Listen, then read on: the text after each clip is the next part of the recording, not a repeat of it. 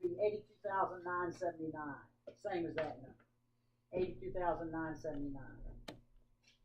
Does it say that? It doesn't say that. Page 16, right? Yeah, page 16. What did I say? Did I say 6? Page 16. Isn't that the last page? One Yeah, more and miserable this session. number down here should be Oh, yeah, I can't wait for it to 82,979. be So there. here's the deal. Let's assume we got Jackie's sitting there and Chris is sitting we there. got So SSTB here, income nobody's there. 315. The page has In been addition, there a we got tiny net bit capital on the gain other of side. 100,000. You're fine, not there. She's And been what's over the there. tax on it? Oh yeah, SSTB she's probably income, not coming in. it doesn't qualify because our taxable income, doesn't that capital gain go into taxable income? So aren't You we do at, that if you keyboard, look we're at not these two using that. numbers, aren't we at I'm like gonna hit 415? it and lose the whole So thing. therefore, none of our SSTB income's gonna qualify, correct? Doesn't matter what causes us to get to 415. We're just at 415, which included in that is our SSTB income, but our taxable Imagine being income, in there during absent anything this. else, is at least 415, right? I have been We're in gonna there get before and there SSTB was income, we're not gonna get any deduction. We're gonna even more boring than doing tax it on this way. 315. And the ones in the front row, they're the ones that are still awake. 64,000. The Well, net anybody capital would gain want of to sit on the 100,000 front gets row. a special rate, 20%. Then why do I have 18.8? We're assuming this person, they are. They're subject to 3.8%. So we're at 20%, excuse me, they're in the 15% capital gain bracket, this bracket, plus the 3.8, so it's 18.8%. So the tax on that net capital gain is 18,800. Let's assume we had this fact pattern approaching the end of the year in 2018, and we had a capital loss asset sitting there. We owned a capital asset that had a built-in loss of 100,000. So before year end, we sold it. We sold that we harvested that capital loss. Same other fact pattern. What would that 100,000? It would go against this net capital gain, but right, and it would wipe it out to zero. So now our taxable income would be just the SSTB income, and let's assume that's all we have is taxable income. We're at 315. Can we take a deduction for that?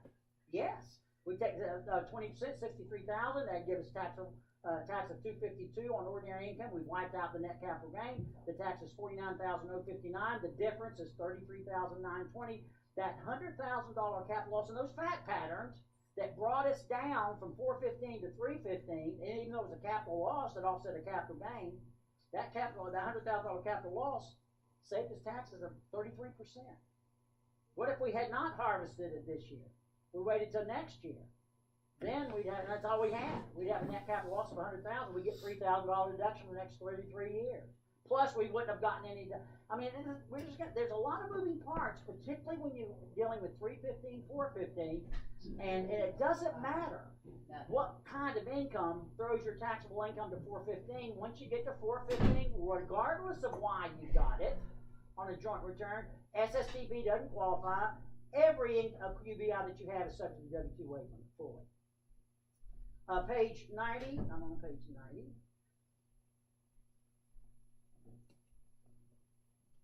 Page 91. A couple of presumptions. And this is in the SSTB realm. One is supposed to be a pro-taxpayer presumption, and the other two are supposed to be anti-abuse rules. The first one is supposed to be pro-taxpayer when you're dealing with an SSTB. This is item 6, top of page 91. And what it says is, it's dealing with a situation where you have an SSTB, Specified Service Trade or Business. But within that SSTB, it is generating some non-SSTB income. No, I'm sorry, I got the reverse. Step back, take it. You've got a business that's not an SSTB. It's an ordinary qualified business. Within that qualified business that's not SSTB income, it is generating some SSTB income. The example that would probably be most likely, you're a company that sells software. The sale of the software, the gain, the taxable income from that, that's a product. That's not SSTB. But if your salespeople or staff consult along with that software and charge it separately and do specific consulting for that business that you're selling the software, or maybe to others, consulting on software unique to a company, that is SSTB. So your primary source of income from this business is selling software. That's okay. But as part of that, you have you do consulting on that software or any software, and it rises the level of a consulting operation. Then that portion of the income is SSTB. Question then becomes: you've got one trade or business, that's generating both non-SSTB income and SSTB income, and we're assuming they're the same trade or business. These aren't separate. Does the fact that you have some SSTB income take the whole business? Make it all SSTB? And that's what they're addressing here. And they say in that scenario, if you've got primarily a non-SSTB trade or business that's generating some SSTB income, if you're dealing with a taxpayer that has gross receipts of $25 million or less, then so long as the SST, no more than 10% of the gross receipts are coming from SSTB income. In other words, you look at the total gross receipts, and if no more than 10% of the total is being generated by this other SSTB operation, specified we'll service, ignore it. trade, or business. So it's like accounting. Now, if you're over law. 25 million, then they use a 5%. That's gonna be all of us. You're All over of our 25 people. Pretty much. Then they say, okay, we'll look at your the operation. We'll look at the non-SSTB gross receipts. And if 25 the million is a pretty SSTB gross receipts do not exceed 5% exciting of goal your for some of them. gross receipts, then we'll ignore that. All of them. SSTB income. Yeah. Let's get think back so. to the 25 million or less. We're looking at the 10% rule. Okay, so I'm generating $1.5 million of non-SSTB income, and I'm generating $150,000 of SSTB. That's 10%. What if I'm generating 180,000? In other words, what if I'm generating 12% of my overall gross receipts as SSTB income? If it's under 10 or under, if it's under 10, we ignore it. What if it's 10 or over? What if it's 11%? What if it's 12%? Does it taint the whole thing? Is this a cliff? Is this 10% rule saying that if you exceed 10%, 10% or more, then the whole thing is tainted? Now, when that was first asked, I said, surely they can't mean that. IRS representatives for since August, there have been several, some of the big national meetings, they say they think that's what they mean. It's an all or nothing test. We'll find out from the final regulations. The publication that came out doesn't address that. It just gives you the rule. So here's the point. If we're under 10% SSTB income as part of a bigger trade or business, we can ignore it. If it's over 10%, at least as of now, we're afraid that it may taint the whole thing. And that's why I say this is supposed to be pro-taxpayer. I don't think it's very pro. It's pro if you're under 10%. But if it's a cliff, and you're 11% and they take the other 89%, that doesn't seem pro at all. So we'll have to see, we'll have to wait to see what the final is if they change that. And yes.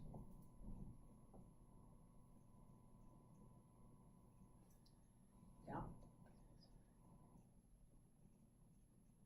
She says, what if they sell in pharmaceutical devices? You've got a pharmaceutical you say pharmaceutical, you mean like medical equipment and stuff? Inventory that you sell to a drugstore. Oh, okay, they're unique to okay, so they're selling pharmaceutical stuff that they sell to doctors, patches, bindings, not that even. Oh, you mean the actual technical stuff, the replacement hips, the shoulders, so that very technical medical specialty stuff, and they're selling to the doctors. First question is, I'm either making those or buying them and selling them, but I'm selling those. The specialized equipment to doctors, is that an SSTB in and of itself? Is that in the health field? I say no.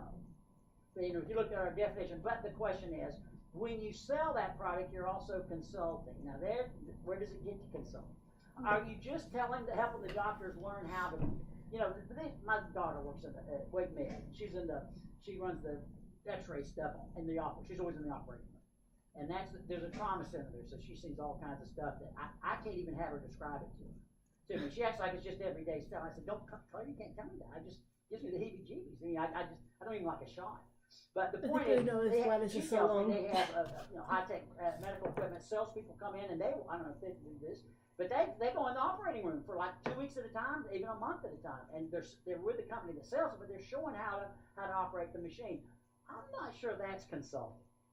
And I say I'm not sure. When we get to consulting, the way they seem to, you're just telling them how to use your product. Consulting, at least in my mind, the way I hope it's interpreted, is when you are hired for your specialized service, you come in and you're to look at that specific business, whatever specialty you have, personnel, or maybe it's software, or maybe it's marketing, and you design or propose a tailored plan for that specific business based on your expertise. That doesn't sound like what that is. But yeah, that sounds like what you're just selling a product and you're just guiding them on how to have a little training. You're just giving them a little training, is what I would hope. That's what I'd hope. That's a gray area. Now, this is an anti-abuse rule. Proposed regulations dealing if you're dealing with and I already mentioned this. If you're dealing with an SSTB that is involving related parties, and self-rental is a classic situation. And let me just show you the example they give you on page 91, unnumbered example near next to the last one, bottom about 2/3 of the way down. Here was the concern. This is what the anti-abuse rule does. Let's assume we have a law firm. Clearly, that's an SSTB. The law firm says, okay, we're high-income partners. We're not going to get it, but if we're going to assume that a rental building will get it, they assume. And we're going to assume if we had a business that had provided administrative services to a law firm, didn't do practice law, but provided administrative services, and we provided that service to a law firm and charged for it, that would qualify. So what they do is, in anticipation of that, the law firm, whatever form it was in, assumed as a partnership or an LLC, they owned the law building, but they spun it out and they had a brother-sister law firm, a building, and they lease it over. And then they spin off their administrative services in a separate brother-sister entity, which they're doing all the administrative work that you would do, filing, typing, all the rest of the stuff you do for a law firm, maybe even paralegal work, maybe, but let's say less than that, administrative. And this brother-sister does it for the law firm, and charges a fee for it. And the theory being, okay, this net income will qualify because it's not practicing law. This will qualify because it's not practicing law. And every dollar. They do this to make sure somebody you really are watching, like you say you are.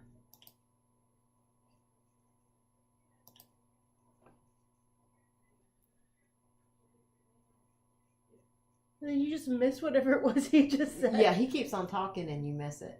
The SSTB, to that extent, that's treated as an SSTB. That's how they. I actually have somebody that falls under this. That was information I could have used. The building is treated as an SSTB. Kind of. If you're renting as much as 80%, It happens every 13 minutes. to the law firm. I timed it today. We got so tired of having to do If you rent less than 80% to the bill, Every 13 the minutes. party SSTB, let's say you're renting. What's wrong with once an hour? Well, then yeah, we 60% thought that too. Of the rental income will be SSTB. If it's under, they treat it as though it's all SSTB if it's 80% or more.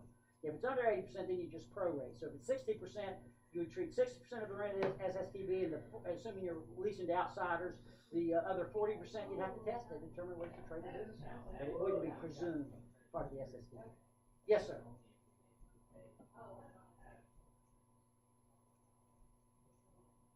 Great question. What about eye doctor, optometrist, ophthalmologist?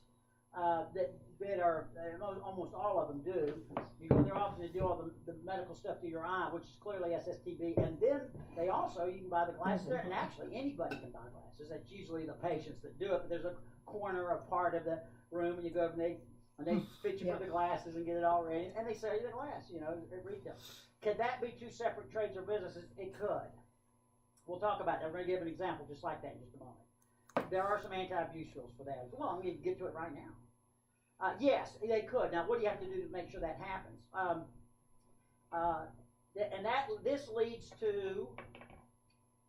This leads to page 92, item B, and I'll get to that point you just asked. This is another anti-abuse rule dealing with SSTBs. This is dealing with a situation where you have an SSTB operation and a non-SSTB. Let me step back.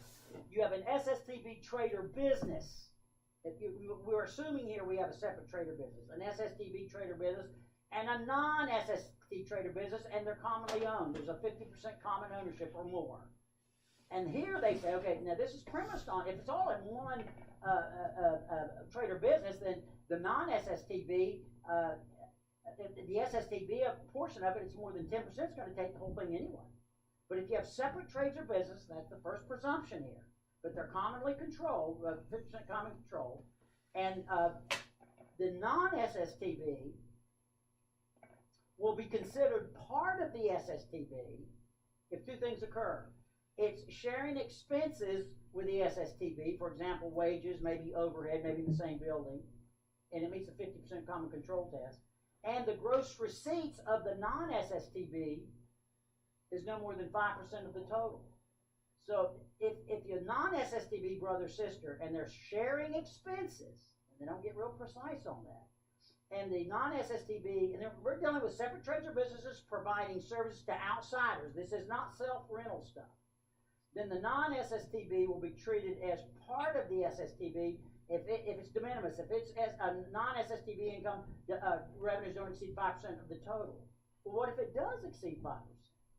Well, then presumably you can treat them as separate trades or businesses, even though they're commonly controlled.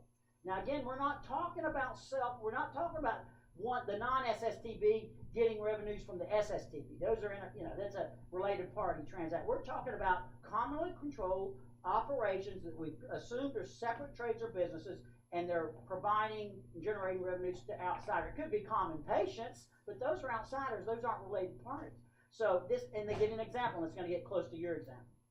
The example is on page 92, unnumbered example, and it's a dermatologist. A dermatologist clearly is an SSTB. Provides medical, this is out of the proposed regs, provides medical services to patients and through Dermatology LLC. So he's got a disregarded entity. It's a Schedule C, owned by himself. In addition, the Dermatology LLC, which is disregarded, I'm assuming, it is. They tell us it's disregarded. Sells skincare products to AIDS patients. Now that's kind of like your optician or ophthalmologist selling eyeglasses. Seems to be the same. Now they're presuming, based on this anti-abuse rule, that the skincare product sale operation and the dermatology operation are separate trades or businesses. Because if they weren't, then if they're one trade or business, then clearly the dermatology practice would be more than 10% of the total and taint the whole shebang. So they're assuming it's a separate trade or business, and they're saying, in addition, the sale of the skincare products out of the same building with a dermatology practice, they use the same employees, the same office space. So they're sharing expenses, and the gross receipts of the skincare product sales do not exceed 5% of the total. We're going to treat the skincare product sales as part of the SSTB. They're sharing expenses, and the non-SSTB gross receipts are less than 5% of the total of the SSTB. Well, what if they're more than 5%? What if they're sharing expenses and it's more than 5%? This anti-abuse rule wouldn't apply. Then do we infer from that if it's separate trade or business, then the sale of the skin products will be okay? I think we do assume that. Let's get to the ophthalmologist. So the ophthalmology practice clearly is an SSTB, but they're selling these eyeglasses. Now, what we want to do is make sure that eyeglass selling that's commonly owned 100%, it's a separate trade or business. Now, how do we make sure that? We can't guarantee it, but what I'd like to do is have it in a different entity. I'd prefer to have an S corporation. Why? Because S corporations, they just like different trades or businesses. You got your articles of incorporation, you got your minutes, you got your EIN, and you'd like to have your payroll on that one as well by itself. So you do all those things, have a separate set of books and records. That would all support the argument, and I think strongly support it's a separate trade or business. And get rid of even if it's under 5%, get rid of the common sharing of expenses. But if it's over 5%, this assumption doesn't apply. So I think that could work. But again, you're going to have it as a separate trade or business. If it's not, then the ophthalmology practice is going to taint the whole thing. So that we're going to be doing it. And a lot of medical practice type people are asking, can we do this? Now, I've had somebody say, what about a dentist? A dentist is an SSTB. And they said, what about crowns? I said, well, crowns, don't they have an outsider? They send it out. And well, this is a big group, and they do their own crown. They have they have part of their office in the back where the dentists do all the measurements and the molds and everything, and then they take it back to the part of the business that makes the crowns and for those patients. And what if we set that up as a separate trade or business, and we try? Well, you got two problems. Okay, we're going to pay our separate trade or business commonly owned for these crowns. Now that's like renting a building to yourself, isn't it? So I think it's tainted on that ground. And the only other way to me, you could win is if you're selling those crowns to outsiders, like you're selling the skin products to patients. Well, you don't just somebody don't walk off the street and into the dental office and say, I want to buy half a dozen crowns. Understand you're having a sale today, a blue light special. Give me what you got. They're tailored to their patients and they're between each other. So I don't think that's going to work. the way that business would operate. But if you've got a separate product, like this, like eyeglasses, like dermatology products, and it's in a separate trade or business, and you're selling them to outsiders, yeah, apparently you can win on that. At least these examples seem to say that. Why do I say seem to say that? Because I don't know anything for sure. Like I said, it's Well, correct. thanks Yes, for the information then.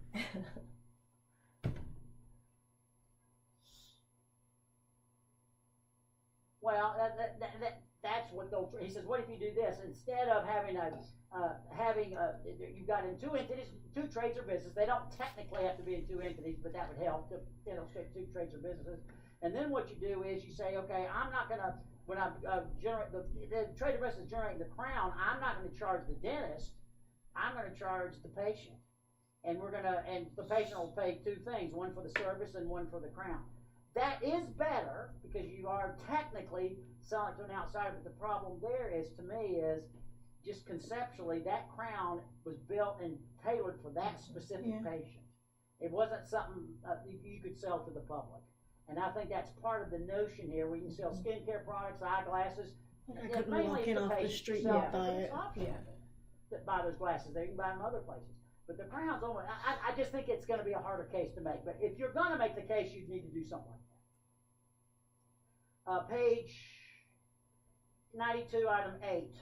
Now let's get into this definition of SSTB.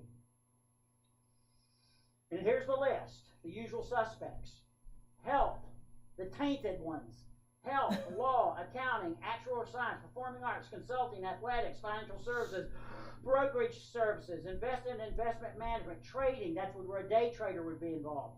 Dealing in securities. These kind of all run together to me. And then the potential catch-all, principal asset of a trader business, reputation or skill of one or more employees is the primary asset. That could have been a huge catch-all. We found out yesterday it really isn't. And they carved out architectural and engineering. That's just a good lobby. The only thing that's not come there. Let's look at each of these. Let's see how and they give us. There's no other reason. Like, why would they? Health is. They say, okay, here's some examples of what is in health. These are some examples of what's not. What about in between? What about things they don't list? Well, we're going to have to use our best judgment. Let's start with health. We're on bottom of page 92, top of page 93, and it includes, they specifically include, the provision of medical services by individuals such as physicians, pharmacists. That surprises us a bit. Nurses, dentists, veterinarians. Well, they're a doctorate degree now, so that it doesn't surprise me. We thought maybe veterinarians wouldn't be included in that. We think physical therapists, psychologists, and similar healthcare professionals performing services in their capacity as such who provide medical services. Psychologists like that. What are they going to do? Like, why would they not be part of it? Now, a lot of us are hanging our hats on That's this. probably said psychologist, but not psychiatrist. One of these types of medical. They figure if you do one, you do the other. But you're providing services. Or are they one's an MD. Yeah, maybe they're considered physicians. One of them is. Well, I mean, they both are, but psychiatrists, you have to have a medical school degree Right. so you can prescribe medication. Exactly. So I wonder if that falls under that. Surely it does. Fit. It's too much like a psychologist. Health spas, okay. They basically do the same thing, except the other psychiatrists, they do meds, so. Yeah. And that's what they do, perhaps. That would be okay. Research, testing, and manufacture of pharmaceuticals and medical devices. So if you have a company that is developing sophisticated medical equipment, or developing and selling, or buying and selling medical equipment or pharmaceuticals, or developing, that would all be okay. But note the distinction here. Pharmacists are included, but the sale of pharmaceuticals is not. Where do they go? Where do they coincide? I don't know. Then you ask other questions. What about an EMS service? Do they typically provide medical services to whoever they pick up? Generally, yes. I think that's going to be a problem. What about some people say, what about a radiologist? You saw them take a picture of themselves. They're a funny group. Hilarious. What they can do with that X-ray is amazing. But back to the point, what about radiology? The argument would be, well, they're not dealing directly with the patient. They're just looking at X-ray. I don't think that float. I think they're the SSTBs, but that's what some people are hoping. What about the nursing home? What about X-ray technicians? That's what my daughter is. Now, most X-ray technicians are W-2 employees anyway, so it wouldn't make any difference. They're not going to get it. But if, some of them are not. They have some professional staff, like my daughter. They have groups come in and they say, we'll send you to places that we need people to do what you do, and we'll send you as an independent contractor. And you want us to Abu Dhabi. She said, God, I make a ton of money in Abu Dhabi. I said, great. What do they pay you? Oil and gas. And you got a Model 3 coming for Christmas. You know that. You're not going to be getting that. But anyway, but mainly W-2 wouldn't make any difference. What about, this is the big question I've had, retirement homes. And a lot of them they'll have 3 segments. The 2 my dad was in and my wife's mother was in, and mother and dad. One was in Winter Haven, one was in Avon Park. No.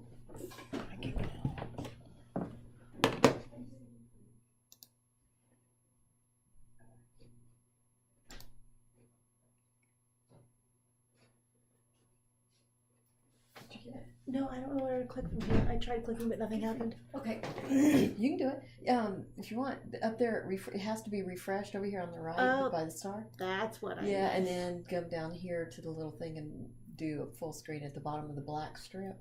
See, I did that first, but nothing Oh, that's okay. I didn't know. There you go, you got it. Yeah. Better not would have only saw it one time. Even if I'm wrong.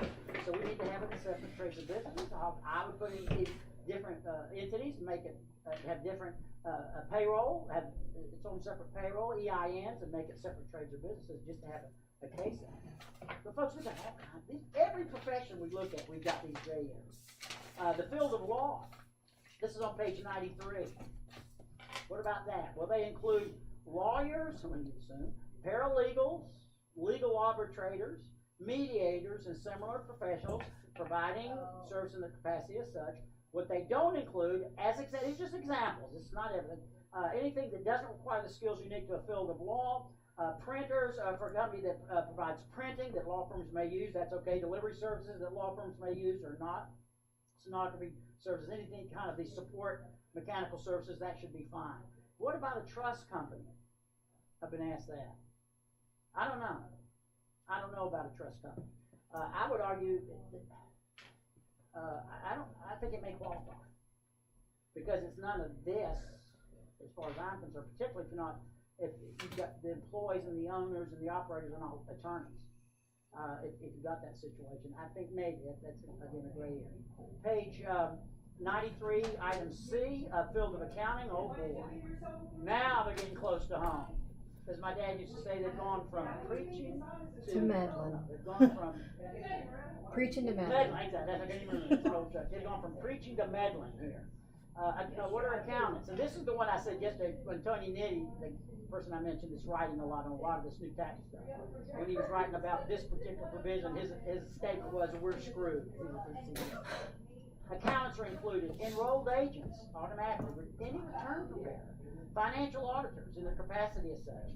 It's not limited to certified public accounting. It can be anybody who prepares for money, compensation, tax returns, bookkeeping services are included. What's not included? Well, it does not include, as an example, payment processing and billing analysis. We say presumably this would exclude payroll processing companies. We're thinking based on that an employee leasing company would be okay. Because they're processing payroll and so forth, and I'd argue that's a processing company, but we don't know. But I think the common assumption is, until they tell us different, a professional employer or organization employing leasing company we think will qualify. I say very likely. I'm afraid to say that. Likely. Page 93. Yes, sir.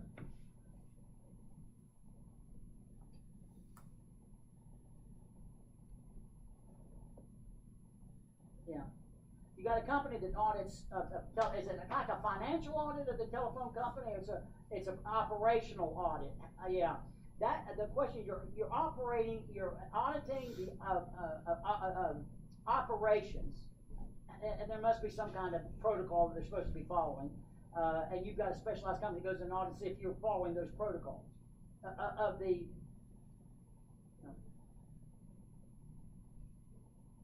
Oh, I see. And from that, you're going to find out what are they going to? Oh, Oh, that's stunning. He's got a company that goes in and he looks at the phone records of business, could be individuals as well, I guess, but the business usually, and they look at all your phone billing and everything and look to see where you've been overcharged.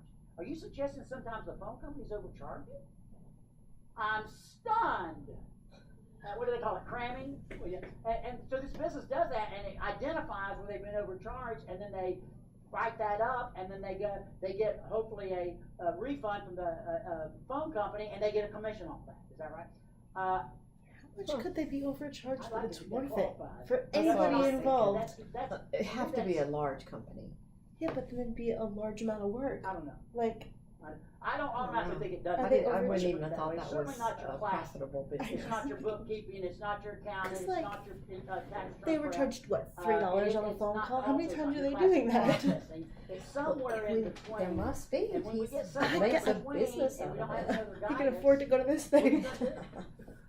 Take it, His and company's then probably paying disclose to the for it. client and get. Well, but I mean, a and company it's- can afford to pay Yeah, for yeah, it. yeah.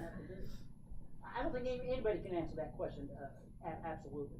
Page 93, actuarial science. That's included in the SSTB, and that's any actuary who operates as an actuary. That's funny. That's about it. Okay. Field of performing arts. Now this is an interesting one. The services who participate,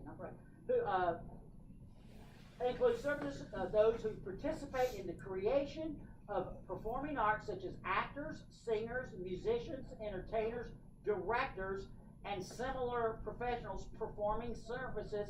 It looks like the ones who are performing are very close to the performance.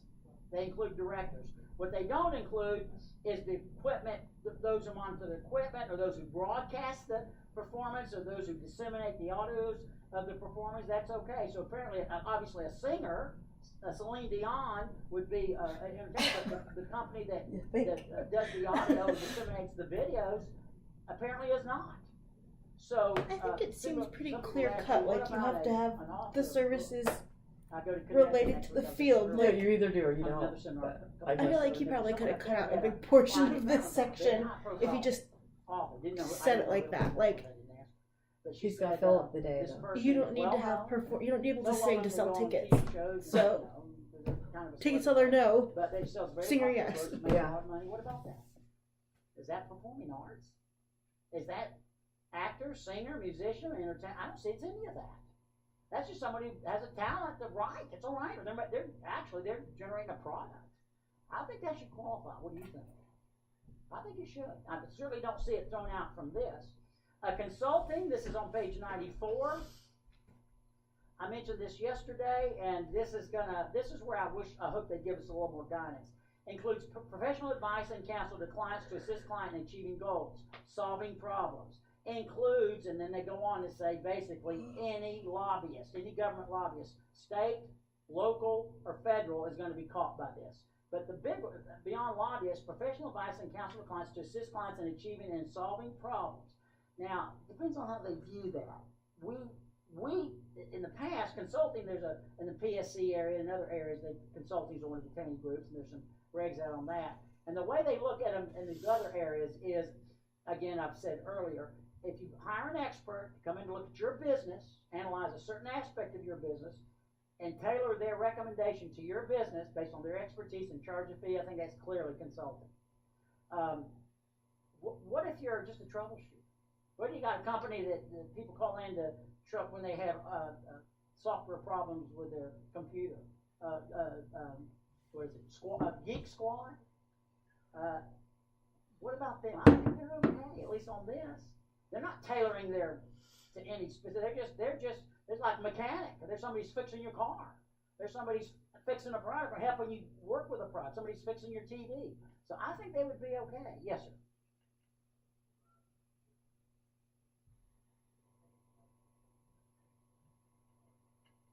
That's a good question. You got somebody, the company's entering into a contract or in the throes of entering into a contract or some service of some sort, and you hire an expert to come in who deals with those kind of transactions to negotiate, a negotiator for the contract. I don't know. It's certainly not listed, obviously. I can make an argument once again. Are you tailoring it just to that business? No, but you're giving I would argue you're not. You've just got an expertise that you're providing that client needs for that service. You're not telling this client should do a certain thing where they're operating business. You're saying for this transaction, I'm giving you my expertise. I mean, that would be the argument. It does not include anything advice you're giving that's part of the sell of a product or anything economically similar. So they give an example. If you're selling software, you've got a software company, and you're selling software and charging for the software, even though you've got pretty expert salespeople going in there and saying, hey, you need this software, you need this is the kind, we'll sell it to you, and you sell it and you get a price, that's okay, you're selling the product. If you on the side also specifically advise them on the specific software they need and get a separate billing for that, you charge for that separately, they say that would be consulting. So what's the message there? Don't charge separately for that, just bury it in the product. Page 95, athletics. Services by individuals who participate in athletic competition, such as athletes, coaches, team managers, they go down to that, and sports such as baseball, basketball, football, soccer, hockey, martial arts, boxing, bowling, tennis, golf, skiing, snowboarding, track and field, blah, blah, blah, and racing. Now they do, let me step back.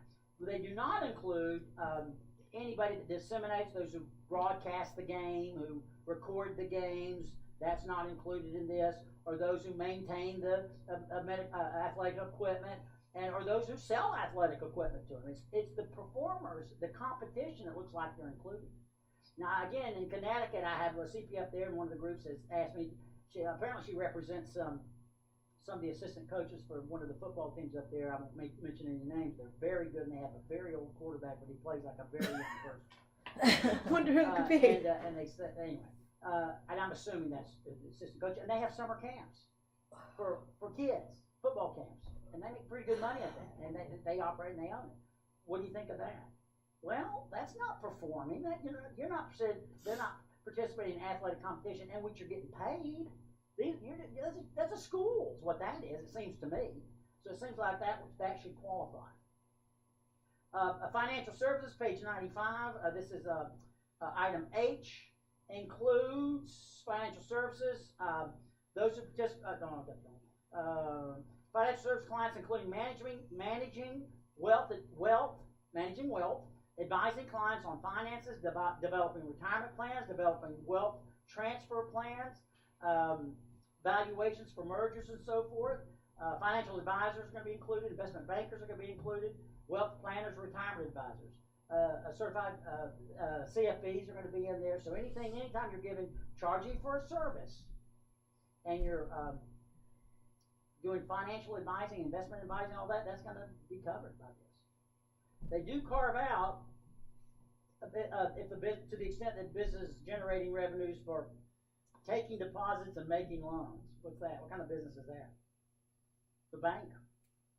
That portion of a bank, at least that aspect of it, that you'd think a bank by definition's in financial services, wouldn't you, generically? But they carved out that, and the banks love it.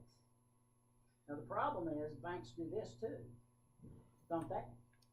And a lot of the small banks are really mad about this because they say, okay, particularly small banks, because they say, as a percentage of our total, we get a bigger percentage of revenue from this compared to this. We get most from this, but a bigger percentage from investment advising compared to this as the big banks. The Wells Fargo's, they do investment advising, but their big money comes from the loan transactions, the deposits.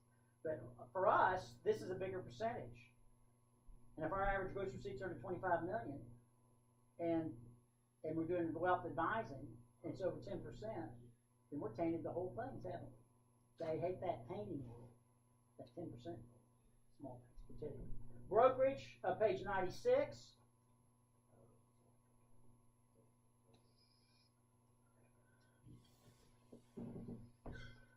Includes a person who arranges transactions between buyer and seller with respect to securities. That's what it says.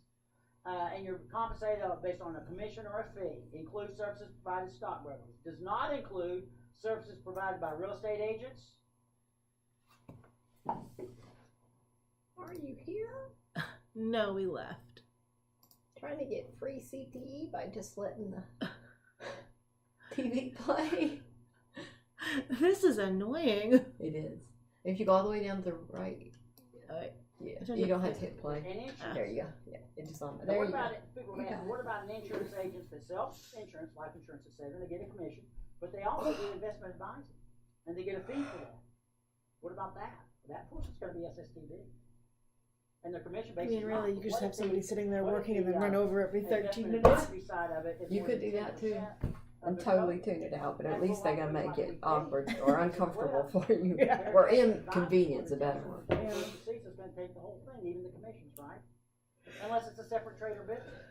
Unless they can break out that as the investment advisory is a separate trade or business. It's gonna be a little hard. You got one office, you got one secretary many times, you got the same client base. You're gonna have to, wear two hats and make that a separate trade or business, and it's, in that kind of business, it's gonna be a little hard to do that. Page 97. Yes.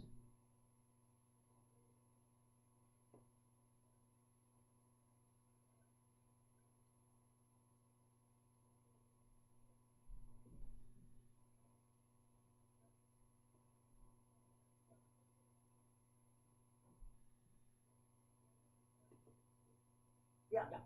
The question is, and how we can, we looked at the situation, we have a SSTB and you have a non-SSTB operation. The dermatologist example, the ophthalmologist example, now the latest one, the commission-based insurance sector, who's also an investment advisor. The insurance-based commission side of the work, that qualifies. That's not SSTB. The investment advisory for fee is SSTB. If they're all one sector, I'm just repeating, if they're all deemed to be one trade or business, if that 10% rule works as we think it does, it's a cliff, then if the investment advisory stuff is more than 10% of the total, then they're gonna tank the whole thing. That's, maybe they'll back off that in the final rates, but that's what it says. He said, then you say, well, Walter, is it possible to break them into two trades or businesses and have them under the same entity? Yes, it is possible. I could be one S corporation, even a single member LLC. You can have multiple trades or businesses in the same entity. It just makes it a little harder to defend it as a separate trade or business. I mean, it can't be. So, but how would you do that if it's going to be under the same entity, same S corporation, whatever? The things they look at: separate records, separate accounting. It'd be nice if you had one employee that worked for the investment advisor alone and had another employee that did for the other. All the things we talked about. And then if we're going to go that far, we might as well put it in a separate entity too, a brother sister S corporation. So yeah, you would try to do that, and you may be effective in doing it. And there's going to be a lot of that done.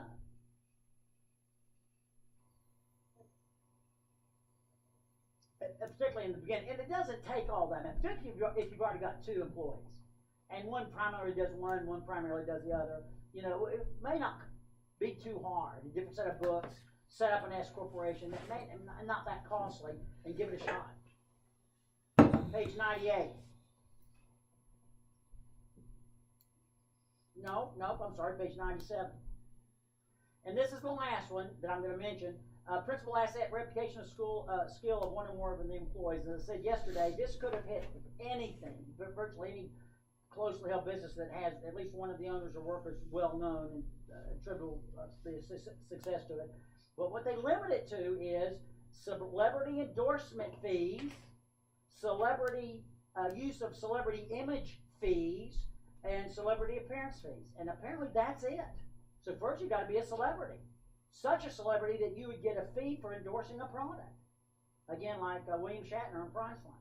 Or, alternatively, a fees for a celebrity image. You've got to be a celebrity. Michael Jordan. The Michael Jordan sportswear, that fee for that. All of his Or references are celebrity like appearance. 30 years We old. pay Michael Jordan to Like, when was the last time Michael Jordan was relevant? Well, it's because he's 65. But like, That's why. So he has an older mindset. He doesn't look 65. I don't think. No, he doesn't. It's not. Jackie and I were trying to decide yesterday if he colors his hair because Well-known I guess he's so. 65 and it's brown. That's I'm sure he does. highly unusual. Lends his name to a line of cookware. Chef Boyardee, the example you gave yesterday of cookware, and he gets a big fee for that. That would be included. But he also has a line of restaurants with his name on it, and it operates, and these are operating restaurants. They said that's okay. That's an operating business. He's not getting a fee for those. He's making money. He's still talking about Michael Jordan. Helps those restaurants. Or did he jump over to another? Chef Boyardee. Oh, he's okay. Chef Boyardee now. He left. Those are his business. Those Yeah. are his restaurants, and that would be okay. Okay, folks. Yes.